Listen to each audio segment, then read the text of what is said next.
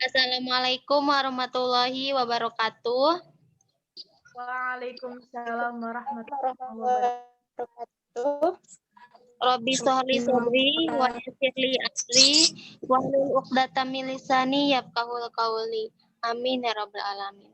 Puji serta syukur mari kita panjatkan kehadirat Allah Subhanahu wa taala yang mana kita masih diberi nikmat iman, nikmat ihsan, nikmat sehat wal afiat. Salawat serta salam selalu tercurahkan kepada Nabi besar Muhammad Sallallahu alaihi wasallam.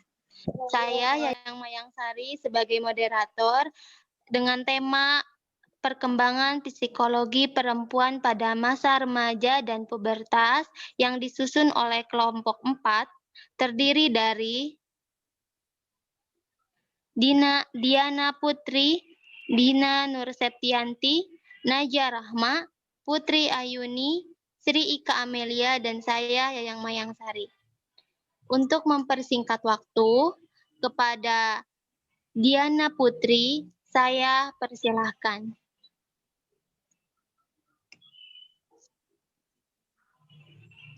Terima kasih Temayang atas waktunya. Saya Diana Putri sebagai pembaca materi pertama. Langsung saja saya akan membacakan dari pengertian masa pubertas. Pubertas adalah masa transisi dari masa anak ke masa dewasa yang ditandai dengan munculnya tanda-tanda seksual sekunder dan kemampuan bereproduksi dengan ditandai dengan perubahan hormonal, perubahan fisik, maupun perubahan psikologis dan sosial.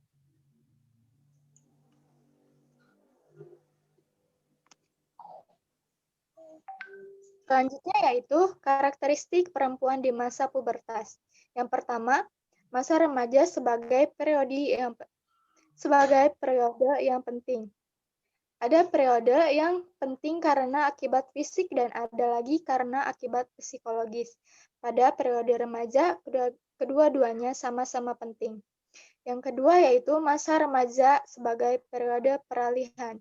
Status remaja yang tidak jelas ini memberi waktu kepadanya untuk mencoba gaya hidup yang berbeda dan menentukan pola perilaku, nilai, dan sifat yang paling sesuai bagi dirinya.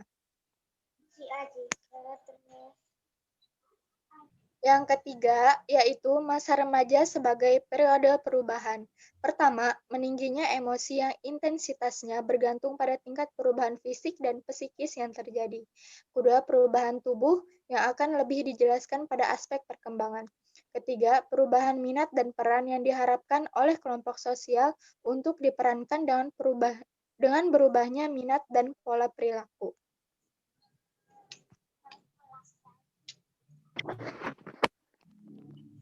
Yang keempat yaitu masa remaja sebagai usia bermasalah. Sebagian masalah diselesaikan oleh orang tua dan guru-guru, sehingga kebanyakan remaja tidak berpengalaman dalam mengatasi masalah. Yang kelima yaitu masa remaja sebagai masa mencari identitas.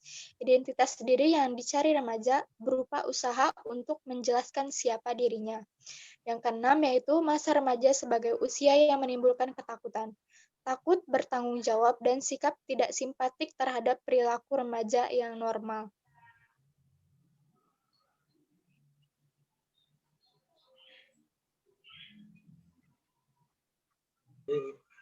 Yang ketujuh yaitu masa remaja sebagai masa yang tidak realistis.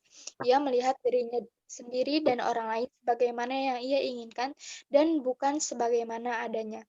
Yang kedelapan yaitu masa remaja sebagai ambang masa dewasa.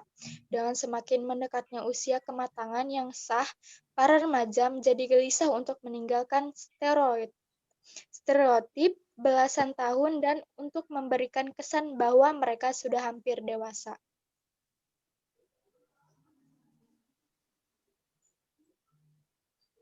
Terima kasih. Untuk pemateri selanjutnya kepada Dina Nur Septianti, kepadanya saya persilahkan. Baik, terima kasih kepada moderator. Saya akan melanjutkan pembacaan yang berjudul Perkembangan Psikologis di Masa Pubertas. Perkembangan fisik adalah pertumbuhan dan perkembangan fisik sangat pesat. pada usia 12 atau 13 sampai 17 atau 18 tahun. Pada masa ini remaja merasakan ketidaknyamanan dan ketidakharmonisan pada diri mereka karena anggota badan dan ototnya tidak cepat terjadi pada usia 10 sampai 12 atau 13 dan 14, 16, 17 tahun. Pertumbuhan otak wanita meningkat 1 tahun lebih cepat daripada laki-laki, yaitu pada usia 11 tahun. Sehingga pertumbuhan otak laki-laki meningkat 2 kali lebih cepat daripada wanita dalam usia 15 tahun. Yang kedua, perkembangan kognitif. Mulai dari usia 12 tahun, proses pertumbuhan otak telah mencapai kesempurnaan. Pada masa ini, sistem syaraf yang memproses informasi berkembang secara cepat dan telah terjadi reorganisasi lingkaran syaraf lobe frontal yang berfungsi sebagai kegiatan kognitif tinggi tingkat, yaitu kemampuan merumuskan perencanaan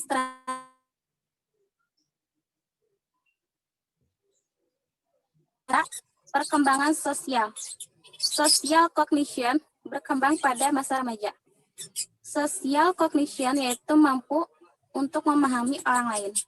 Remaja dapat memahami orang lain sebagai individu yang unik, baik nyangkut sifat-sifat pribadi atau minat nilai yang mampu perasaannya.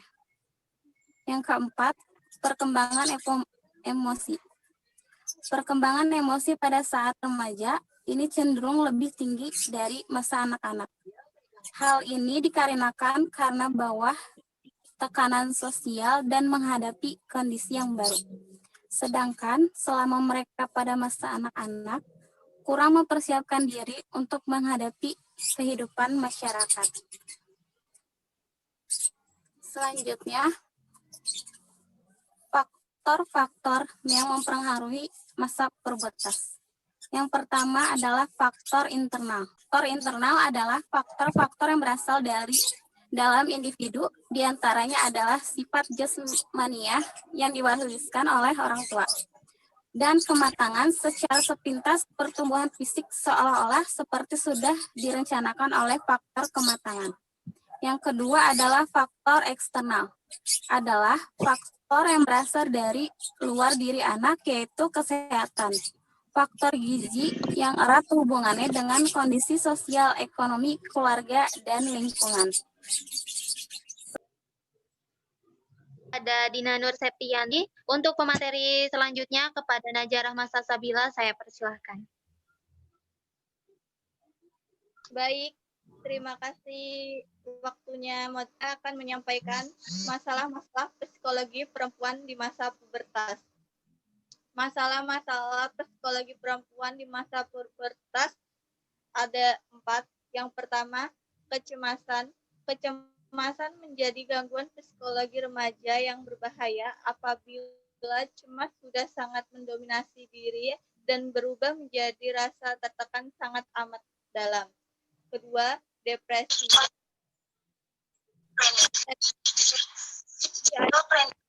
Itu gangguan kehilangan akal sehat akibat tekanan yang berat yang dialami oleh seseorang. Yang ketiga, skizofrenia, salah satu jenis gangguan psikologi yang menghasilkan tekanan ekstrim. Yang keempat, gangguan psikosomatik, keluhan gejala fisik yang berulang seperti keluhan gangguan sakit perut, kembung, berdahak, mual, dan muntah. Terima kasih kepada Najah Rahma Salsabila. Untuk pemateri selanjutnya kepada Putri Ayuni, kami persilahkan. Baik, Assalamualaikum warahmatullahi wabarakatuh. Baik, terima kasih kepada moderator Teh Yayang Mayangsari. Saya akan melanjutkan materi yang sedang dibahas, yaitu contoh kasus di media massa tentang gangguan psikologi pada masa pubertas. Yang pertama adalah depresi. Perilaku atau perubahan suasana hati tersebut bisa menyebabkan remaja mengalami depresi jika tidak diobati. Depresi dapat menyebabkan masalah di sekolah dan rumah, penyalahgunaan obat seperti alkohol atau kecanduan internet, gangguan makan, kecelakaan diri, kekerasan, atau perilaku berbahaya, bahkan yang lebih buruk bisa bunuh diri. Yang kedua itu gangguan makan. Remaja perempuan biasanya terobsesi memiliki tubuh yang sempurna, hingga akhirnya sebagian cara dilakukan bahkan hingga akhirnya menyebabkan gangguan makan seperti anoreksia nervosa, bulimia nervosa, atau binge eating disorder. Yang ketiga yaitu kehamilan. Banyak remaja hamil melahirkan bayi dengan berat badan rendah dan perkembangan organ yang lambat. Sebagian besar merupakan hasil dari kegagalan ibu remaja untuk memelihara diri dan mendapatkan perawatan prenatal yang tepat. Selanjutnya yaitu narkoba. Menurut National Institute on Drug Abuse, kebanyakan remaja mencoba narkoba setidaknya sekali pada usia 13 tahun. Obat yang biasa digunakan oleh para remaja termasuk halusinogen, heroin, inhalansia, dan metamfetamin ekstasi, yang semuanya sangat adiktif. Yang terakhir ialah bunuh diri. Depresi, penyalahgunaan obat-obatan atau alkohol, dan agresi bisa menjadi tanda-tanda remaja ingin melakukan bunuh diri. Remaja seperti ini dapat menjadi tidak tertarik pada kegiatan biasanya, menarik diri dari keluarga dan teman-teman, tidur atau makan lebih atau kurang dari biasanya, mengeluh tentang sakit dan nyeri, kehilangan minat di sekolah, dan biasanya banyak berbicara tentang bunuh diri lebih sering dari biasanya. Terima kasih. Selanjutnya saya. Terima kasih. Untuk pemateri selanjutnya, saya persilakan kepada Sri Ika Amelia. Waktu dan tempatnya saya persilakan. Baik, terima kasih kepada Yayang Mayangsari yang telah memberikan saya kesempatan untuk menjelaskan materi selanjutnya, yaitu tentang langkah-langkah mengatasi psikologi perempuan di masa pubertas. Selain memahami gejala-gejala yang memperhatikan betapa banyaknya remaja yang terjerumus dalam perilaku bermasalah majemuk, seorang pendidik harus mengembangkan program-program yang dapat mengurangi masalah-masalah remaja. Di antaranya program tersebut yang pertama, memberikan perhatian yang intensif secara individual. Pada program-program yang berhasil, remaja mulai dipasang dengan seorang yang lebih dewasa dan bertanggung jawab. Yang kedua, pendekatan kolaboratif yang melibatkan banyak agensi di seluruh komunitas. Filosofi dasar dari komunitas adalah pentingnya penyediaan program dan layanan. Yang ketiga, identifikasi dan penanganan awal. Merangkul anak-anak dan keluarganya sebelum anak-anak mengembangkan berbagai masalah atau masih berada di tahap awal dari permasalahannya adalah strategi yang berhasil. Sekian, terima kasih. Terima kasih kepada Sri Ika Amelia yang telah membawakan presentasinya. Untuk kesimpulan dari tema hari ini bahwasanya pada umumnya remaja didefinisikan sebagai masa peralihan antara masa anak-anak dan masa dewasa yang berjalan antara 12 tahun sampai dengan 21 tahun. Masa remaja adalah suatu masa perubahan. Pada masa remaja yang terjadi perubahan yang sangat cepat, baik secara fisik maupun secara psikologi. Dampak perubahan fisik terhadap kondisi psikologi remaja berupa kecemasan, depresi, dan lain-lain. Untuk sarannya, orang tua dan pendidik sebagai bagian masyarakat yang lebih berpengalaman memiliki peran penting dalam membantu perkembangan remaja menuju kedewasaan. Bimbingan orang tua dan guru sangat perlu agar remaja tidak salah arah karena di masyarakat sangat amat banyak pengaruh negatif yang dapat menyengsarakan masa depan remaja. Cukup sekian dari presentasi kelompok 4. Kurang lebihnya kami mohon maaf. Wabillahi taufiq wal hidayah. Wassalamualaikum warahmatullahi wabarakatuh.